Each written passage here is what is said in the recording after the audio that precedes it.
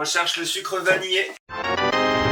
J'imagine, comme moi, toujours vous avez rêvé de faire des cookies américains. Je voudrais une recette de cookies, s'il vous plaît. Qui fait ça? Vous faites ça, je fais ça. C'est dans cette vidéo. Je me calme 2 minutes et je vais vous montrer, regardez. Fondant à l'intérieur, c'est encore tiède, c'est extraordinaire.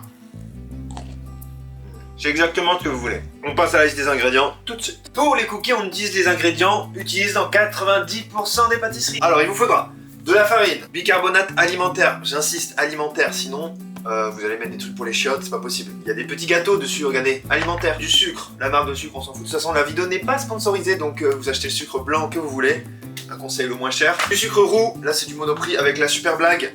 Pour les desserts en roue libre, conseil de ne pas lire les blagues de Monoprix aux gens. Arôme vanille, beaucoup moins cher que la vanille en gousse. Chocolat, pour mes petits pépitos, du chocolat noir et du chocolat au lait. Et bien sûr, alors là, un petit peu de calme. Et désolé, mais c'est du beurre doux. Beurre doux, évidemment. Pourquoi? Parce qu'on va mettre 120 g de beurre. Donc si on met 120 g de beurre salé, on va avoir soif. On va se lever la nuit, on va boire, on va réveiller tout le monde dans la maison, c'est pas possible. Faites chauffer le beurre dans une casserole. Faut que ça tombe juste, hein, sinon ça porte malheur. Hop, c'est bon. 120, c'est à peu près ça normalement.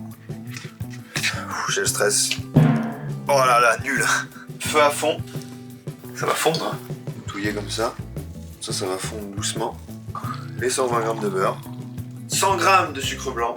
Rien que ça coule. 50 g de sucre roux. J'ai oublié de dire dans les ingrédients le sel, hyper important. Vous allez vous dire, ouais, mais j'ai pas mis du sel dans une pâtisserie, je suis complètement cinglé ou quoi? Non, non, les amis, le sel, c'est exhausteur de goût, ça veut dire que ça augmente le goût. On est les seuls êtres vivants sur cette planète à avoir inventé ça. On met du sucre, du beurre et du gras. Faites-le, faites-moi confiance. Allez, juste ça, juste ça. Ne partagez surtout pas cette vidéo aux gens pour que tout le monde le sache, hein. Surtout pas, hein. C'est un secret entre nous, hein. Et là, la magie va opérer. Les amis, le sel va fondre avec le sucre. Et regardez ce qu'on a déjà là. Oh là là. Bicarbonate alimentaire ou levure chimique si vous préférez. Une demi-heure cuire un café à peu près. Hop.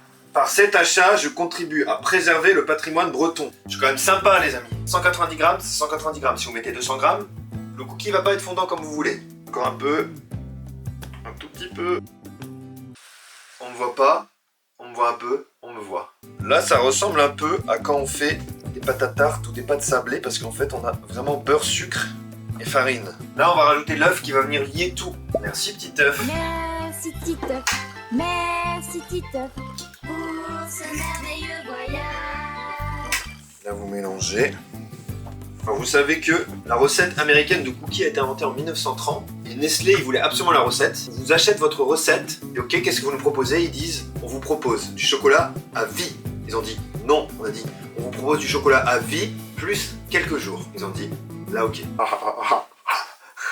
La blague de ouf. Par contre, c'est vrai, hein, pour l'histoire de Nestlé, c'est vraiment vrai. Donc là, vous avez la pâte à cookies. Elle ressemble à ça, toute nue. Puisqu'il manque quelque chose, évidemment, il manque. Et chocolat. Le chocolat, voilà.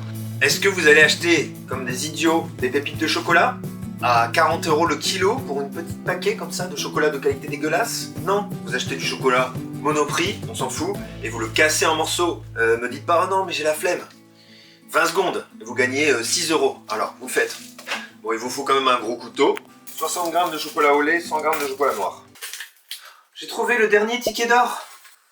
Cliquez sur j'aime si vous avez la rêve des tickets d'or, franchement. Le chocolat est là, et vous allez le couper. Donc faites comme ça, regardez, comme une guillotine. Regardez. Oh!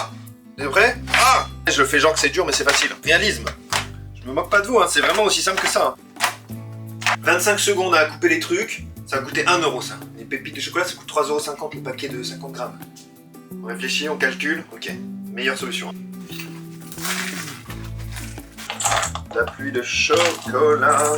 Il est complètement choco ce pépito. Hein. Les mains propres. Pas de chichi. Ça c'est de la pâte à cookies. À vie.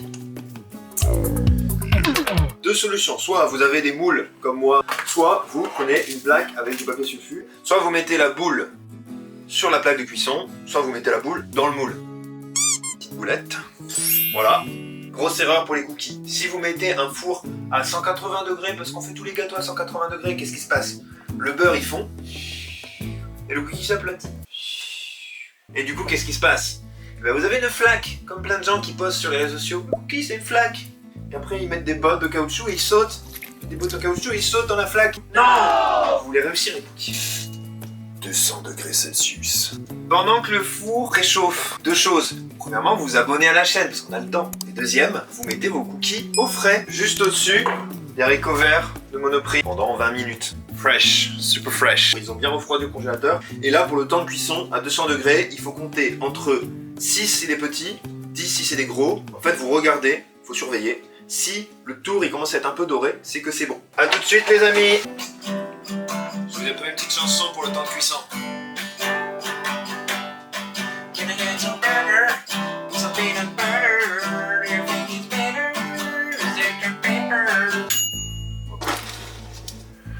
Hop, c'est chaud, ça sort du four. Alors là, quand il sort du four, ils sont encore un petit peu mous, vous voyez. Hop, on appuie.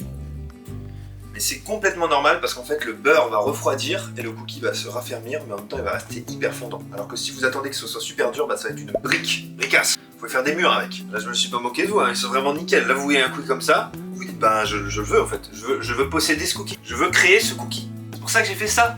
C'est une vraie recette que vous pouvez faire chez vous et vous aurez vraiment ça. Hein. J'ai pas menti. Hein. C'est pas comme les youtubeurs qui mentent et qui mettent des cookies qu'ils ont achetés à la boulangerie à côté. Hein. Je ne dirai pas de nom. Je viens vers vous, regarde, je vous les envoie. Attention, attrapez!